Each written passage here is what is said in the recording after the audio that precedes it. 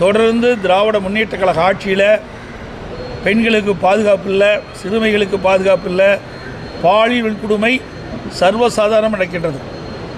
குற்றச்செயல் ஈடுபடுகின்றவர்கள் கொஞ்சம் கூட அச்சம் இல்லாமல், காவல்துறையிடம் பயம் இல்லாமல் இப்படிப்பட்ட தொடர் நிகழ்வுகள் தமிழகத்திலே நடைபெற்று கொண்டிருக்கின்றது. அரசாங்கம் இருக்கின்றதா என்ற ஒரு கேள்வி மக்களிடத்தில் எழுப்பி இருக்கிறது. தமிழகத்தில் சட்ட ஒழுங்கு அடியோடு சீர்கெட்டு விட்டது என்பது இந்த நிகழ்வு மூலமாக தெரிய வருகிறது. அதோடு நேற்றைய தினம் விழுப்புரம் மாவட்டம் திண்டிவனத்தில்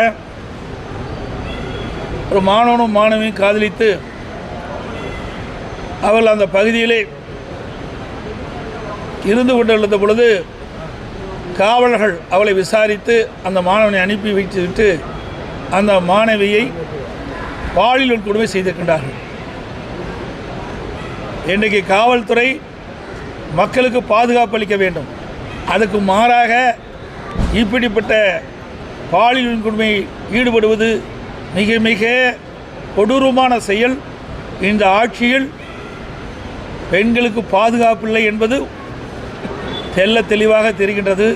இதேபோல் திருவண்ணாமலையிலும் இப்படிப்பட்ட ஒரு நிகழ்வுகள் காவல்துறை காவலர்களால் ஏற்பட்ட சம்பவம் மறைவதற்கு முன்பாகவே இப்படிப்பட்ட சம்பவம் விழுப்புரத்தில் ஏற்பட்டிருக்கின்றது.